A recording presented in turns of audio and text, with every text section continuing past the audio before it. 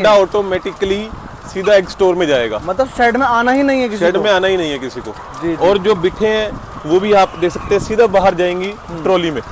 Shade में किसी का कोई काम नहीं है। सिर्फ अगर हम शेड की बात करें 1 लाख मुर्गी के पीछे सिर्फ 2 बंदे लगते हैं। मेरे पास 6 लाख बर्ड है यहाँ पे। अच्छा। जिसमें से नमस्कार दोस्तों आज मैं आपको दिखाऊंगा नॉर्थ इंडिया का सबसे बड़ा लेयर पोल्ट्री फार्म। दोस्तों इस फार्म पे हो रही है अंडे की बारिश। यहाँ पे केज सिस्टम में 5 लाख मुर्गी से 4.5 लाख अंडा रोज लिया जा रहा है और इन मुर्गी के वेस्ट से मुर्गी खाद बनाया जा रहा है जो ऑल ओवर इंडिया में बेचा जा रहा है। तो चलिए मिलवाता हूँ आपको अंकित भाई से, जानते हैं इनके फार्म के बारे में और देखते हैं कैसे होती है लेयर पोल्ट्री फार्मिंग। नमस्कार सर। नमस्कार जी। सर आज आपके फार्म पे आए हैं और इतना बड़ा लेयर पोल्ट्री फार्म मैंने इतने वीडियो बनाए पर आज तक नहीं देखा सर। सर पहले छोटा सा अपना परिचय दे दो हमें। नमस्कार सबको, मेरा नाम अंकित कटारिया है। मैं पंजाब में पटियाला में रहने वाला हूँ। ये हमारा 6 लाख बर्ड का पोल्ट्री फार्म है जिसमें सिर्फ लेयर बर्ड है जी। यहाँ पे हम सिर्फ अंडों का काम करते हैं और कंपोस्ट बनाते हैं जी। ये नॉर्थ इंडिया का लार्जेस्ट लेयर फार्म है। मतलब मेरा कहा सच्चा हो गया, ये इससे बड़ा फार्म नॉर्थ इंडिया में नहीं है। नॉर्थ इंडिया में लेयर फार्म इससे बड़ा नहीं है जी। सर थोड़ा सा सिस्टम समझेंगे, कैसे यहाँ पे सिस्टम चल रहा है आपका, शुरुआत कैसे हो रही है? क्योंकि शुरुआत होती है फीड से, ठीक है ना। सब कुछ सिस्टमेटिक देखेंगे वीडियो में, आप आगे आगे हम पीछे पीछे। आइए सर, सबसे पहले हम फीड मिल में चलते हैं जी। यहाँ पे हमारे पास हर तरह का रॉ मटेरियल आता है। सोयाबीन हो गया, मक्की होगी, बाजरा, उसके बाद खल होगी सनफ्लावर की, मस्टर्ड की, ये सब चीज़ों को मिक्स करके हम फीड बनाते हैं बर्ड की एज के अकॉर्डिंग। जिस तरह के हमारे बर्ड हैं, जितनी उनकी एज है उस तरह से उनकी फीड बनती है। छोटा बर्ड है उनको प्रोटीन की रिक्वायरमेंट ज्यादा रहती है तो उस हिसाब से प्रोटीन डलता है। जैसे जैसे बर्ड लेइंग पे आता है, अंडा देने लगता है, उसको कैल्शियम की रिक्वायरमेंट ज्यादा होती है जी। तो उसमें कैल्शियम उस हिसाब से ज्यादा। सर जो रॉ मटेरियल है, वैसे तो हम अभी पंजाब में हैं तो रॉ मटेरियल की तो पंजाब में कमी नहीं है। आप कहाँ से मंगवा रहे हो सर रॉ मटेरियल? हमारा रॉ मटेरियल पूरे भारत से आता है। अच्छा। जैसे इस वक्त हमारे पास बाजरा आ रहा है राजस्थान से जी। मक्की हमारी ज्यादातर यूपी और बिहार से आती है जी। जो ग्रिट है वो भी राजस्थान और हिमाचल से। ये अभी लोड ही हो रहा है, अनलोड हो रहा है ना? ये अनलोड हो रहा है, ये अब गाड़ी यहाँ पे क्या चीज है इसके अंदर? इसके अंदर ग्रिट है। अच्छा, ग्रिट है इसके अंदर। हाँ जी, हाँ जी जी। सोयाबीन मध्य प्रदेश से आती है, खल आती है राजस्थान से, पंजाब से भी मिल जाती है जी। तो जोन सी चीज जहाँ पे सबसे उत्तम क्वालिटी की मिलती है हम वहाँ से लेते हैं। हमारा क्वालिटी में कोई कॉम्प्रोमाइज नहीं होता जी। थोड़ा देख पा रहे हैं हम, ये पूरा इन्वेंट्री है, पूरी फैक्ट्री ही लग रही है और यहाँ पे ये मिल है ना जी। ये फीड मिल है बिल्कुल जी। इसके अंदर मतलब ग्राइंड होगा, उसके बाद अपने आप से साइलो में जाएगा। बड़े बड़े साइलो लग रहे हैं जो है ना। हाँ जी जी। मैं आपको समझाता हूँ सारा प्रोसेस। आइए। हाँ जी। जो हमारी तरह तरह का रॉ मटेरियल होता है जी, हमारे पदार्थ होते हैं उनको हम यहाँ पे स्टॉक कर लेते हैं जी। उसके बाद हमारे पास यहाँ पे कई तरह के बिन लगे हैं जी। तो जोन सा मटेरियल जहाँ पे भी लोडेड है वहीं पे काट के नीचे कन्वेयर लगा है। जैसे कि आप देख सकते हैं ये पूरी 3 की 3 गोडाउन्स में कन्वेयर लगा है।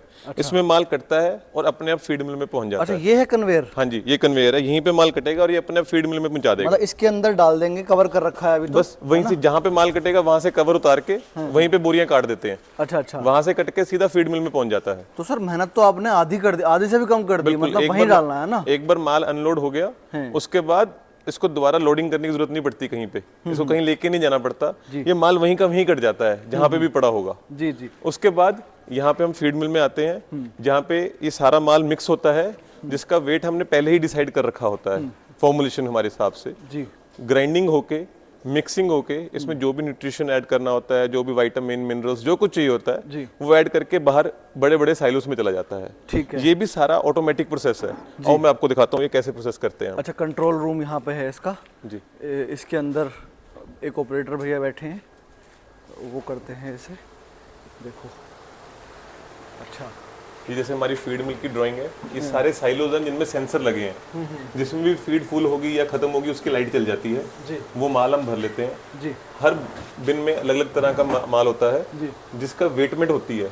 वेट होने के बाद वो ग्राइंड होता है, यहाँ पे मिक्सर में आ जाता है। मिक्सिंग होने के बाद उसमें कुछ भी हमने न्यूट्रिशन ऐड करना है, मिनरल्स ऐड करने हैं, विटामिन ऐड करने हैं, वो ऐड करके हम इसको साइलो में भेज देते हैं जी। और ये फॉर्मूला यहाँ पे पहले ही सेट किया जाता है।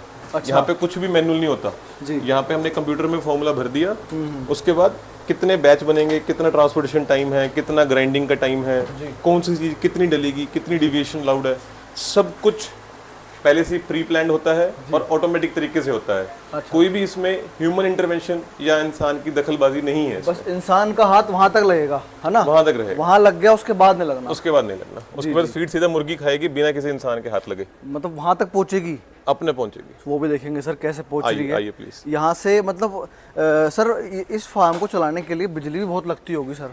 कोई बहुत ज़्यादा नहीं लगती है जी। यहाँ पे हमारे पास सिर्फ 500 किलोवाट का ही लोड है, जो कि औसतन छोटी फैक्ट्री का होता है, तो जी, जी। उसमें हमारा सारा काम चल जाता है, बड़े आराम से चल जाता है। प्लस हमारे पास सोलर भी लगा हुआ है, सोलर भी है, तो कुछ बहुत ज़्यादा इशू नहीं है। बिल में भी फर्क पड़ा होगा सोलर से, हाँ है ना? बिल्कुल बिल्कुल। जी जी जी। चलते हैं थोड़ा साइड की तरफ। मेरे पास 6 लाख बर्ड है यहाँ पे, अच्छा जिसमें से 1 लाख बच्चा है, 5 लाख लेइंग बर्ड है। अच्छा। वो 5 लाख लेइंग बर्ड औसतन 4 से 4.5 लाख अंडा रोज देता है। 4.5 लाख अंडा रोज आ रहा है? हाँ जी। तो सर थोड़ा सा पास्ट स्टोरी जानेंगे। आप जैसे इस फील्ड में हो और इतने बड़े लेवल पे, मतलब फैक्ट्री लेवल पे कोई काम कर रहा है, वो भी अंडे का, ठीक है ना सर? आप इस लाइन में कैसे आए और इससे पहले क्या करते थे? इससे पहले मैं स्टडी करके आया हूँ बाहर से जी। मैं पहले मेरी कॉलेज ग्रेजुएशन बेंगलोर से थी, उसके बाद मास्टर्स के लिए मैं फ्रांस चला गया था। लंदन और फ्रांस से मेरी पोस्ट ग्रेजुएशन है जी। जब यहाँ आया, हमारे पास पहले एक स्पिनिंग मिल भी है, तो वहाँ पे काम शुरू किया। फिर कुछ साथ में और करने का इच्छा थी। अच्छा।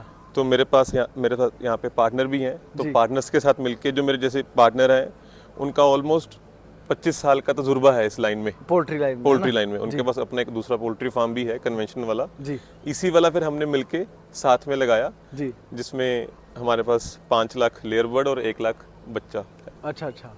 तो ये हैं अपने फार्म, और बिग डचमैन कंपनी के हैं सारे, बिग डचमैन कंपनी के जी, जर्मनी कंपनी है जी जी जी। बहुत अच्छा इनका प्रोडक्ट रहता है। थोड़ा सा चलेंगे साइड की तरफ। आइए। तो सर मतलब ऐसा कोई नहीं है, आपके पुश्तैनी काम नहीं है ये मतलब आप पहले हैं करने वाले इस काम को, है ना जी? जो मेरे पार्टनर हैं वो जरूर 20-25 साल से कर रहे हैं जी, पर मैं अपने परिवार में पहले हुआ, है ना? तो सर जैसे आपने ग्रेजुएशन करी, किस फील्ड में की थी ग्रेजुएशन आपने? मेरी BBA ऑनर्स है। अच्छा। ग्रेजुएशन क्राइस्ट यूनिवर्सिटी बेंगलोर से। अच्छा। उसके बाद लंदन स्कूल ऑफ इकोनॉमिक्स मैंने समर स्कूल किया, फिर एसेक फ्रांस से मैंने डेटा एनालिसिस और इकोनोमेट्रिक्स में मैंने ऑनर्स की जी। तो सर मनी मेकिंग के लिए ध्यान था, फिर पैशन भी था पोल्ट्री, क्योंकि पोल्ट्री ऐसा बिजनेस हॉबी भी होता है कुछ लोगों का, फिर उसके बाद आते हैं पोल्ट्री के अंदर, ऐसा कुछ था या फिर मनी मेकिंग के ही तौर पे आप इसमें आए? दोनों ही थे। अच्छा। बिना मनी मेकिंग के पैशन बहुत लंबा चल नहीं सकता जी, जो मेरा मानना है जी, और बिना पैशन के मनी मेकिंग हो नहीं सकती। बिल्कुल जी, बिल्कुल। तो दोनों चीजें चाहिए होती हैं। आपको पैसा कमाने के लिए पैशन भी चाहिए जी। जिस काम के लिए आपका इंटरेस्ट नहीं है, आपको उसमें से आप पैसा कमा लोगे, उसको टाइम नहीं दोगे तो भी नहीं होता, और सिर्फ इंटरेस्ट है, उसमें से पैसा नहीं आ रहा, तो बहुत लंबा उस चीज को चलाना भी मुश्किल ही होता है, स्पेशली बड़े लेवल पे जी। तो दोनों चीजें साथ में ही थी जी। तो ये साइलोज हैं, ये साइलोज आपके, है ना? ये फीड लेके जा रहे हैं वहाँ तक। इनमें फीड ट्रॉली डाल देती है, जैसे आप वहाँ देख सकते हैं। हाँ। वो ट्रॉली खड़ी है। हाँ। अभी जैसे फीड कंप्लीट होगी, उस ट्रॉली में फीड अपने आप गिर जाएगी। वो ट्रॉली जो है वहाँ से इनके अंदर आएगा वो, है ना? इससे वो बूम लग जाएगा। हाँ। वो ट्रॉली ऑटोमेटिक इनमें डाल देगी बिना किसी इंसानी इंटरवेंशन के। मतलब ऐसा नहीं है कि कोई पाइप लगा हुआ है ऑटोमेटिक, इसमें नहीं है, क्योंकि दूर दूर है ना। हाँ, दूर दूर है। जब यहाँ साइलो से फिर आगे पाइप लगे हुए हैं अंदर की तरफ। अच्छा, ये जा रहा है यहाँ पे साइलो से, देखो मैं दिखा देता हूँ थोड़ा सा, ये साइलो से जा रहा है अंदर फार्म के अंदर। सर फार्म के अंदर चलते हैं। तो अभी हम शेड के अंदर जा रहे हैं, और बहुत यूनिक चीज़ मैंने इस फार्म पे देखी। सर थोड़ा डिस्कस करेंगे इसको भी, क्या चीज़ है ये बेसिकली डिसइंफेक्टेंट है। अच्छा। जैसे भी कोई शेड के अंदर जाता है तो उसको हम थोड़ा सा डिसइंफेक्ट करने की कोशिश करते हैं जी। बाहर तो बायोसिक्योरिटी आपने देखी ही, वहाँ पे तो हम चाहे गाड़ी है चाहे इंसान कोई भी आ रहा है, वो डिसइंफेक्ट हो गई होगा, आना है पैर को। फिर भी वहां से लेकर यहाँ तक उसके कुछ इशू ना आए, थोड़ा सा अपने एनवायरनमेंट को स्टेराइल रखने के लिए, तो हर शेड का एक अलग डिसइंफेक्टेंट लगाया हुआ है हमने जी जी जी जी। और मैं देख रहा हूँ पैरों में भी पानी लगेगा इसका, है ना? जी जी। ये क्या फॉर्मेलिन है, क्या चीज है ये? फॉर्मेलिन है जी। अच्छा अच्छा। हाँ जी। दोस्तों मेरे को भी, क्योंकि मैं बाहर से आया हूँ, तो मेरे को भी इसके अंदर से होके जाना पड़ेगा। यहाँ हम शेड के अंदर आ गए हैं। ये भी एक तरीके का कंट्रोल पैनल है। ये बेसिकली कंट्रोल पैनल है जो पूरे शेड को मैनेज करता है जी। इसमें से हमने एक बार जो टेम्परेचर सेट कर दिया जी, हमारा बर्ड को हमें क्या टेम्परेचर देना है। अच्छा, यही कर दिया आपने? हाँ, यहाँ पे जैसे टेम्परेचर 27.5 सेट किया हुआ है, क्या फीड देनी है, तो उस अकॉर्डिंग ये सारा कुछ ऑटोमेटिक मैनेज करता है जी। ये पानी के अंदर कोई एसिडिफायर या कुछ दवाई डालनी है तो वो मिक्स कर रहा है। मतलब पानी का भी ध्यान रखा है आपने? पानी का पीएच मेंटेन रहता है हमेशा। और ये हमारा अलार्म यूनिट है, ये है बैकअप सिस्टम भी। अगर वो पैनल फेल हो जाता है, कुछ इशू आता है, तो इसके अंदर सिम डला है, ये हमको फोन कर देता है। फोन कर देगा? फोन कर देगा, मैसेज कर देगा। जब तक हम इसको ठीक नहीं करते, ये हमें फोन कर ही जाएगा। जी। जितने इसके अंदर नंबर सेव है 9-10, सबको बैक टू बैक फोन आई जाते हैं, मैसेज आई जाते हैं, जब तक इशू ठीक नहीं होता। जी जी। इसका उससे कुछ लेना देना नहीं है। अगर लाइट चले जाए, कुछ भी है, ये अपना इंडिपेंडेंट काम करता है। अच्छा। हाँ जी। तो सर यहाँ से हो रही है आपकी एंट्री, है ना? जी। यहाँ से होगी एंट्री फार्म की।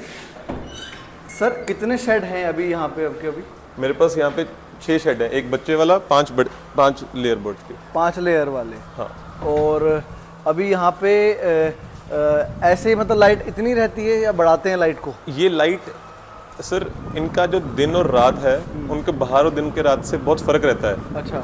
इनका एक जो हमारे अंदर डिमर लगा है, जी। उसमें एक सिस्टम है जी। कि दिन और रात को ये मैनेज करता है। धीरे धीरे इनका दिन चलता है, फिर पीक लाइट होती है, फिर शाम होती है, ये उस अकॉर्डिंग इनका अंडा भी निकलता है। अच्छा अच्छा। तो उसको ध्यान में रखते हुए इनकी लाइट मैनेज की जाती है। अच्छा अच्छा। हाँ जी। मतलब इनका दिन रात अलग है बाहर से, है ना? इनका दिन रात अलग है, बिल्कुल जी।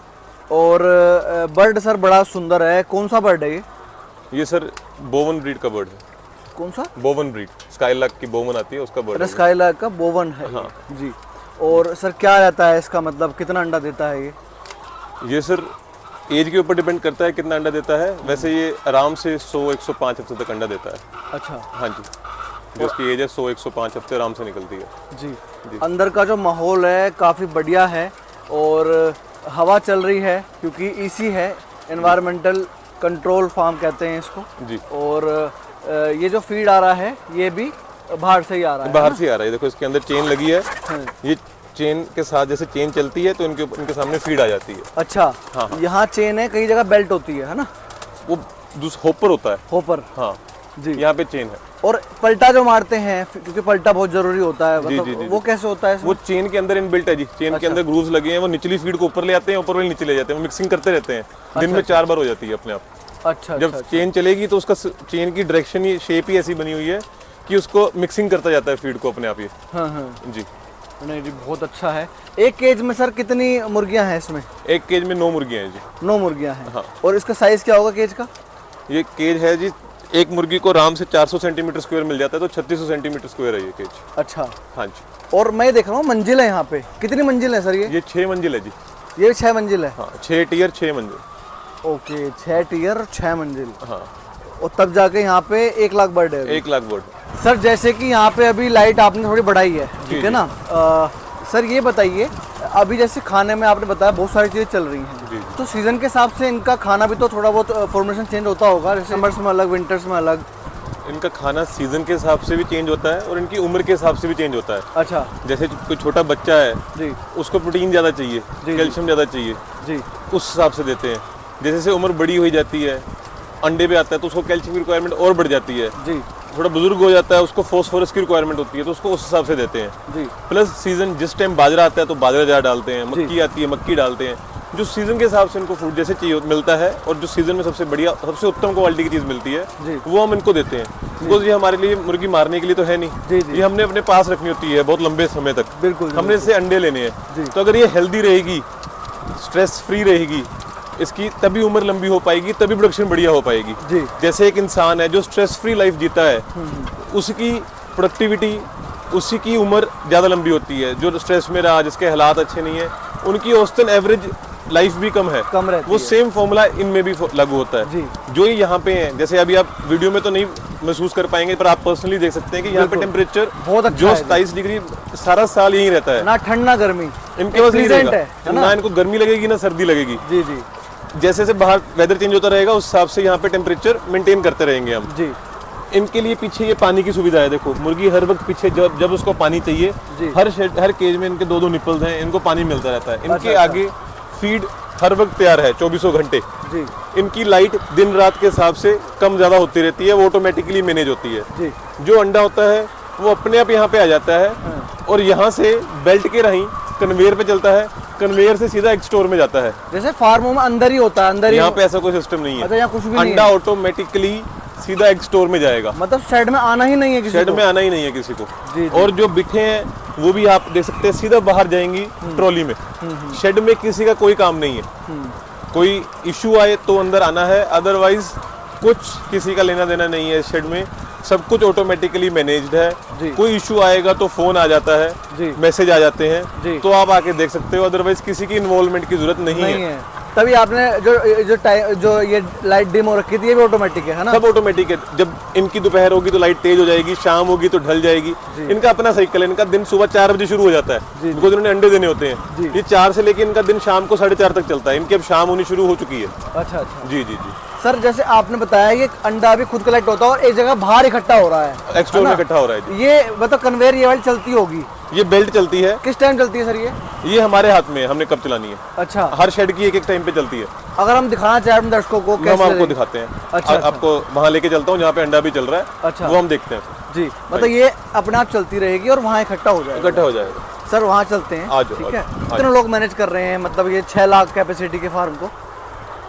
मेरे पास सर अगर तो सिर्फ लेयर शेड लें तो एक शेड के पीछे सिर्फ 2 ही लेबर है, इससे ज़्यादा नहीं है। अच्छा अच्छा पर जैसे फीड मिल है तो वहाँ पे फीड बनानी होती है तो वहाँ पे लेबर लगती है। जी। या फिर अंडा स्टोर में गाड़ियाँ लोड करने के लिए लेबर लगती है। जी। सिर्फ अगर हम शेड की बात करें 1 लाख मुर्गी के पीछे सिर्फ 2 बंदे लगते हैं। सिर्फ 2 बंदे? सिर्फ 2 बंदे। जैसे कोई मोटेलिटी हो गई वो चेक करना, कोई इशू आ गया तो चेक करना, या फिर मेंटेनेंस। नहीं सही बात है, ऑटोमेटिक में बंदे लगाएंगे तो फायदा क्या है ना? ऑटोमेटिक का फायदा नहीं है। जी। इन सब चीज़ों में सर कितनी कॉस्टिंग आती है? जस्ट फॉर माय नॉलेज में ये पूछना चाह रहा हूँ आपसे, कितना खर्चा आया है आपका इन सब चीज़ों को बनाने में? डिपेंड करता है, हर जगह का देखो ज़मीन का रेट अलग है।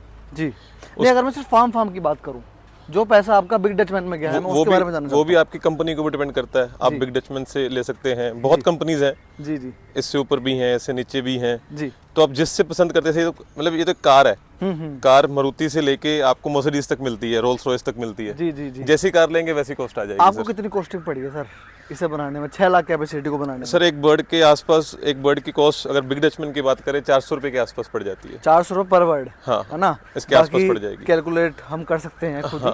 ठीक है सर, अब क्या दिखाने वाले हैं आप यहाँ पे? अभी मैं आपको अंडा स्टोर लेके जा रहा हूँ जी, जहाँ पे ये सारा अंडा इकट्ठा होकर कन्वेयर से आता है। अच्छा। हाँ जी, आइए। मतलब यहाँ आ रहा है, ओ तेरी, वो देखो भाइयों, अंडे की बारिश जिसे कहते हैं। देखो यहाँ पे है मैनुअल वर्क थोड़ा सा। जी, और यहाँ पे मैंने ये देखो अंडा। सर कहाँ जा रहा है अभी अंडा आपका, कहाँ सेल होता है अभी? ये अंडा पूरा इंडिया में सेल होता है। हमारा अंडा असम, मेघालय, श्रीनगर, यूपी, बिहार, दिल्ली, हर जगह जाता है। ट्रे भी आपकी अपनी मैन्युफैक्चरिंग लग रही है मेरे को यहाँ पे? नहीं, मैन्युफैक्चरिंग नहीं, ये हम स्टॉक रखते हैं। जैसे अभी बारिशों का सीजन था तो ट्रेस की थोड़ी शॉर्टेज होती है तो हमने पहले ही लेके रख लेते हैं। भाइयों ये देखो, इतना अंडा देखा है कहीं, कमेंट करके बताओ। देखो, और यहाँ अभी कितनी माताएं बहनें हैं यहाँ पे? यहाँ हमारे पास ऑलमोस्ट 70 से 80 फीमेल स्टाफ अच्छा काम करते हैं, जो आसपास गांव से ही आते हैं। हमारे पास बाहर के लेबर नहीं मतलब है। लोकल जो सुबह आते हैं, शाम को चले जाते हैं, जी। यहीं पे काम करते हैं, यहीं पे खाना खाते हैं, फिर शाम को अपने घर चले जाते हैं। अच्छा अच्छा। जी जी जी। देखो ये सब हो रहा है। और लॉजिस्टिक मतलब आपके किसी ठेकेदार को देते हैं अंडा या खुद डायरेक्ट सेल करते हैं? डायरेक्ट है हमारा। अच्छा, सब कुछ डायरेक्ट है हमारा, हम कुछ भी ठेकेदार, कोई मिडल मैन नहीं है? कोई मिडल मैन नहीं। सर क्या कॉस्टिंग आपको पड़ती है अंडे को तैयार करने में और क्या रेट जा रहा है आज? आज का रेट अंडे का 5.25 रुपये के आसपास है, जो होलसेल रेट है। कॉस्टिंग फिर जैसे हमारा कैपिटल कॉस्ट बहुत ज़्यादा है तो इंटरेस्ट कॉस्ट भी ज़्यादा होती है, तो इसी के आसपास 5 रुपये के आसपास हमारी कॉस्टिंग आ जाती है अंडे की। 5 रुपये के आसपास? मतलब 50 कुछ पैसों से लेके 1 रुपये तक का ही प्रॉफिट आता है इसमें? डिपेंड करता है सर सीजन पे, आपकी फीड कैसी है। हम फीड में कोई कॉम्प्रोमाइज़ नहीं करते। जैसे मक्की है, मक्की हर स्टेट में हमें मिल जाती है नॉर्थ इंडिया में। जी जी। पर बिहार की सबसे उत्तम क्वालिटी की मानी जाती है, तो हमारे पास मोर और लेस सिर्फ वही मक्की होती है ना? बाजरा अभी इस वक्त सबसे अच्छा राजस्थान से आ रहा है, तो हम वहीं से ले रहे हैं, वो भी सिर्फ राजस्थान में जयपुर बेल्ट का, अलवर बेल्ट का नहीं लेते हम। उसके बाद हम हरियाणा का बाजरा नहीं ले रहे। तो जैसी आप कॉस्टिंग करते हैं तो हमें वैसे मार्केट से प्रीमियम भी मिल जाता है, ऐसी बात नहीं है। हम उस टाइम भी अंडा बहुत आसानी से बेच लेते हैं जिस टाइम लोगों को बेचने में दिक्कत आ रही होती है। अच्छा। हमारे पास रोज 4 लाख अंडा है, पर आप यहाँ देखें इस वक्त हमारे पास 1 लाख अंडे से भी ज़्यादा है नहीं है। हमारे पास ऑलरेडी फॉरवर्ड सेल होता है। मेरा परसों तक का अंडा बिका हुआ है अभी तक। अच्छा। जबकि हमारी कोई बांध नहीं है, फिर भी हमारे पास इतनी डिमांड होती है अंडे की, हमें बेचने में कोई इशू नहीं आता। कैश पेमेंट पे हमारा अंडा बिकता है, तो बाकी चीज़ों में हमें फ़ायदे मिल जाते हैं। देखो वहाँ भी अंडा स्टॉक हो रखा है, ये भी जा रहा है, ये भी है। सही बात है, जिस हिसाब से सर बता रहे हैं, मतलब अंडा बिक जाता है। थोड़ा मैं नज़दीक से दिखाता हूँ दोस्तों आपको। जी जी, चलिए। ये यहाँ पे आप देख सकते हैं उस कन्वेयर बेल्ट पे पूरे फार्मों का आ रहा है। ये देखिए, ये देखिए,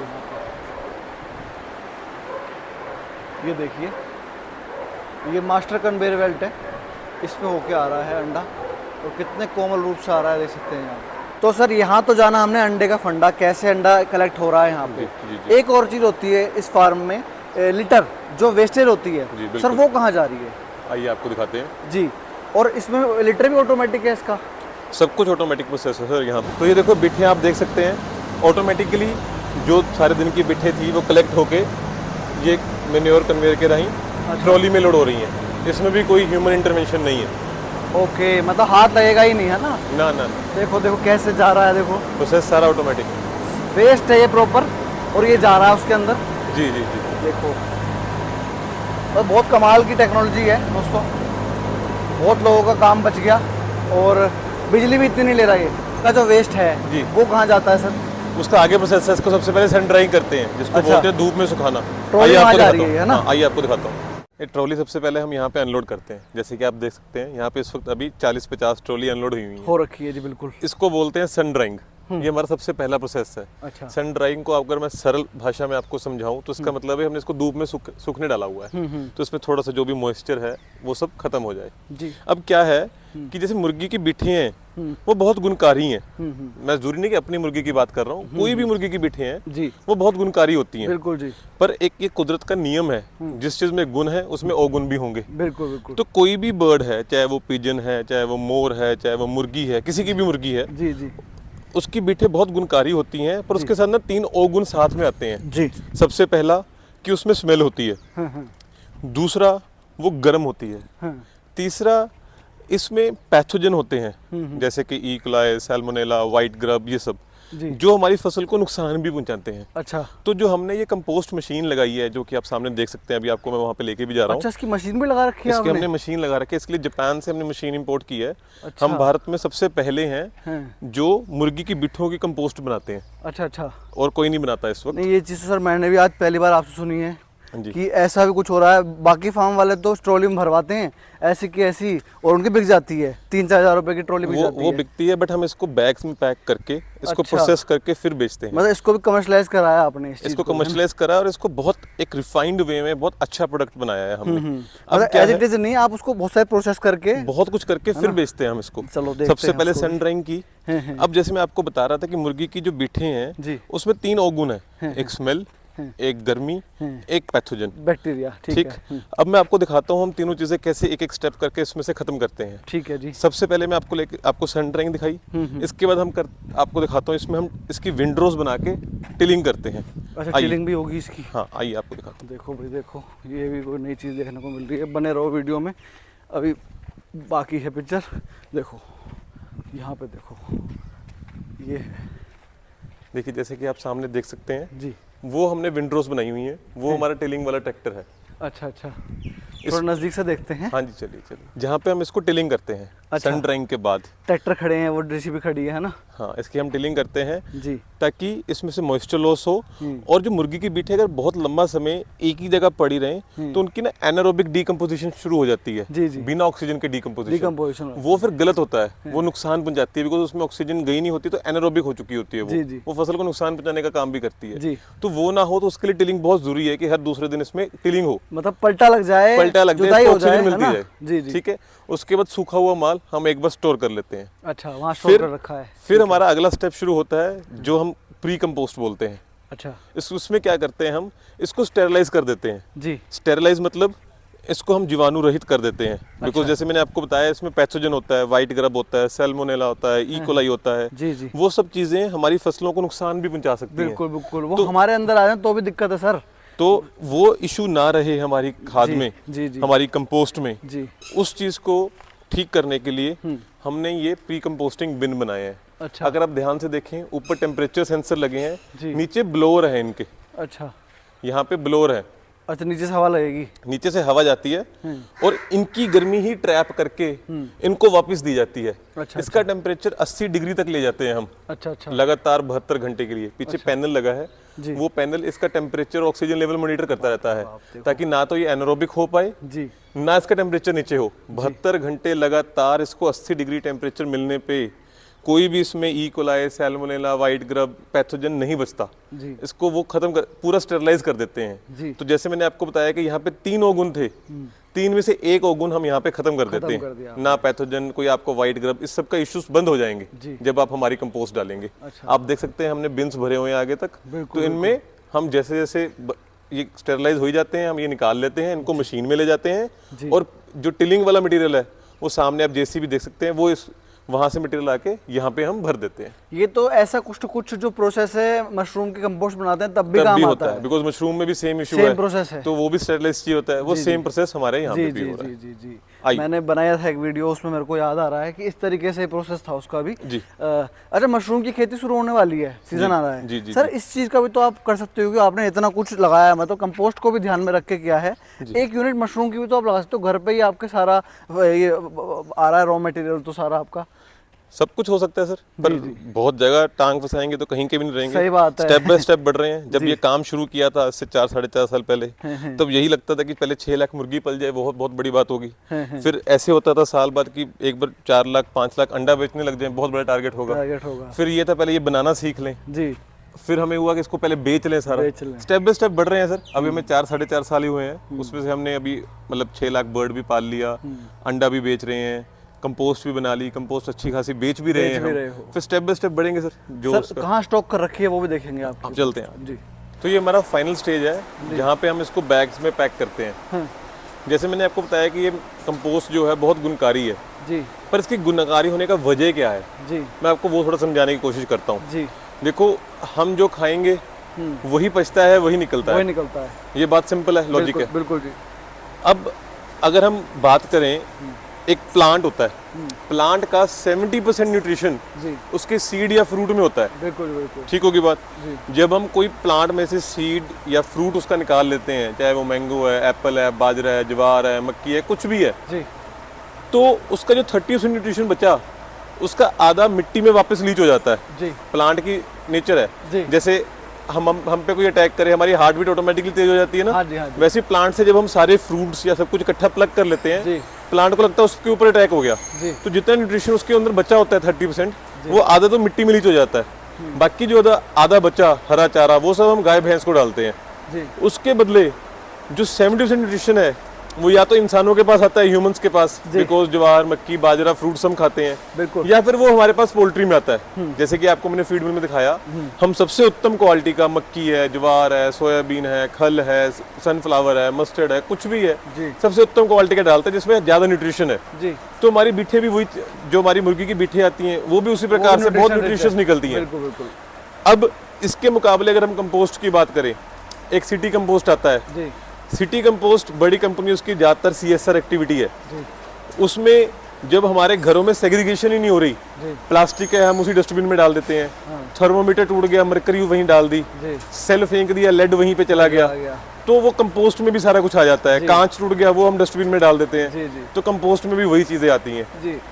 अगर हम वर्मी कंपोस्ट की बात करें, उसमें छोटे छोटे वर्म्स होते हैं जो कंपोस्ट बनाते हैं, पर वो जो छोटे वर्म्स हैं वो सिर्फ माइक्रो न्यूट्रिएंट्स प्रोसेस करते हैं, मैक्रो नहीं प्रोसेस कर पाते, तो उसमें मैक्रो न्यूट्रिएंट्स हमेशा मिस हो जाते हैं। जी। लेकिन जो हमारी ये खाद है जो मुर्गी ने पास की, उसमें माइक्रो और मैक्रो न्यूट्रिएंट है जिनको ये मशीन दोनों को बहुत अच्छी तरह से जी।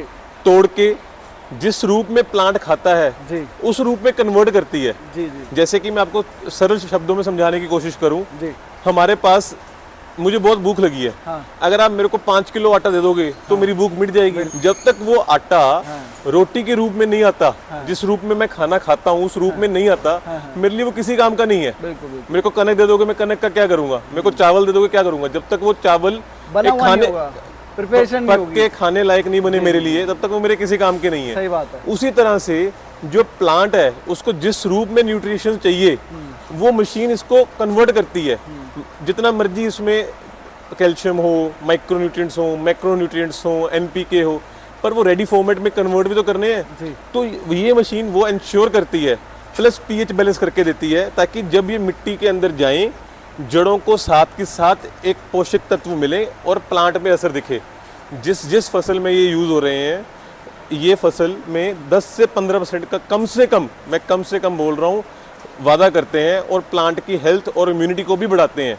प्लस इसका एक और बहुत बड़ा बेनिफिट है, ये ना जो आपकी मिट्टी है, जिस मिट्टी में आप इसको यूज करते हो, उसकी वाटर रिटेंशन कैपेसिटी बढ़ाते हैं। अच्छा, वाटर रिटेंशन कैपेसिटी का मतलब है पानी को रोकने की होल्ड क्षमता। करना पानी को, है ना? जो रूट्स है, रूट्स की नेचर होती है कि वो एक्सप्लोर करती हैं, वो फैलती हैं, फैल के खाना ढूंढती हैं।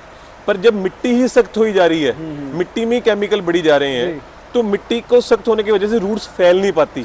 रूट्स फैलती नहीं है तो उसको खाना नहीं मिलता ढूंढने को। जब खाना नहीं मिल रहा तो प्लांट की ग्रोथ इफेक्ट होती है, तो अब हमें और केमिकल डालने पड़ते हैं। ये आज हमारा दावा है, ये आप इस मुर्गी कंपोस्ट को लगातार 3 साल किसी भी मिट्टी में डाल लें, आज टेस्टिंग करवा लें और 3 साल बाद टेस्टिंग करवा लें, आपकी सॉइल की वाटर रिटेंशन कैपेसिटी ही बढ़ जाएगी। जी।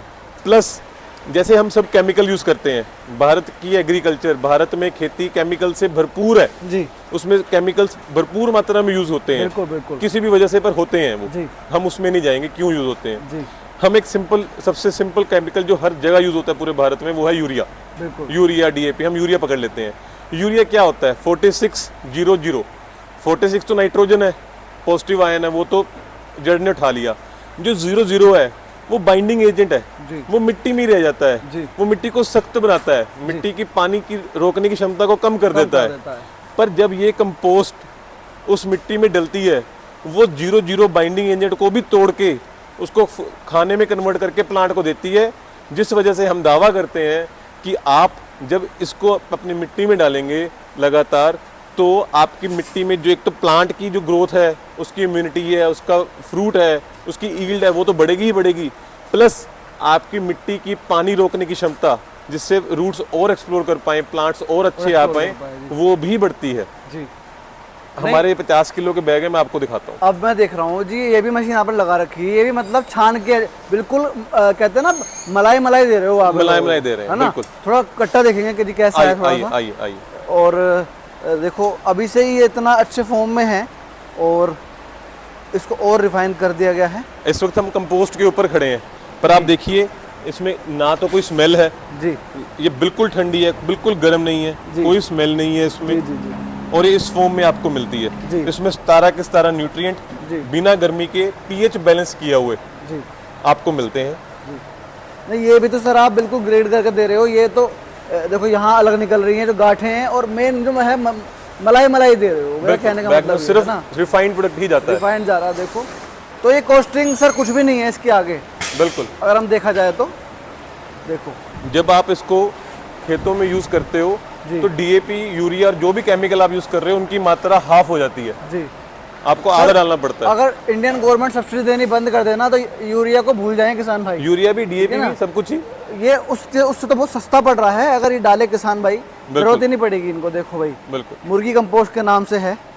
अगर आपको मंगवाना है तो डिस्क्रिप्शन में नंबर है, आप मंगवा सकते हो, बात कर सकते हो। बिल्कुल। अच्छा मेरे को सर ये बताइए, आप इतना कुछ कर रहे हो सर, ठीक है, इतने लोग काम कर रहे हैं, क्या आपका विजन है आने वाले 10 साल का? कहाँ आप देखते हैं अपने आप को? इसे बढ़ाएंगे और क्या करेंगे सर इसमें? इसको डेफिनेटली बढ़ाएंगे, इसमें कोई दो राय नहीं है। हम उस प्रोसेस में ही हैं, इसको हम बढ़ाएंगे।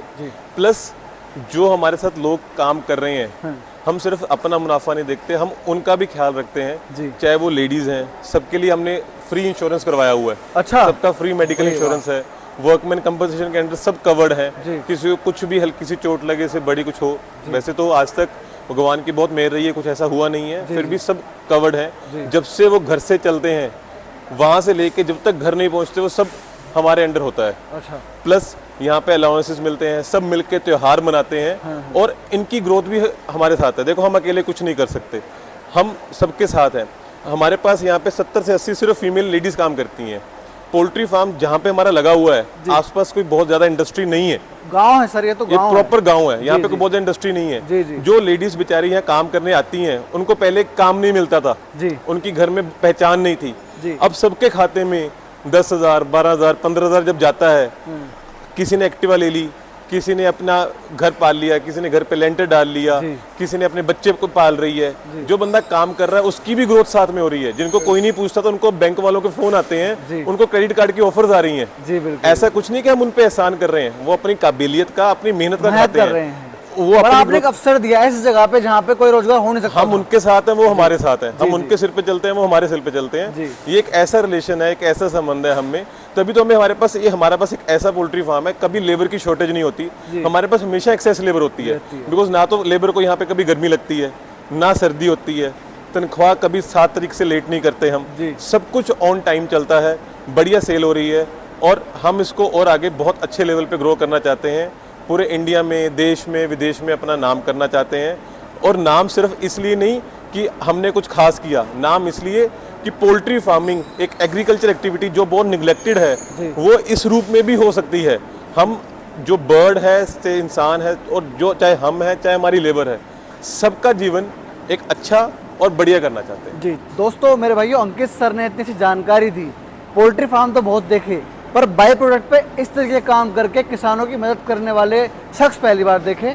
अगर आपको ऐसे किसी खाद की इतना बढ़िया जो अमृत है हमारी मिट्टी के लिए आपको चाहिए, तो आप इनसे बात कर सकते हो।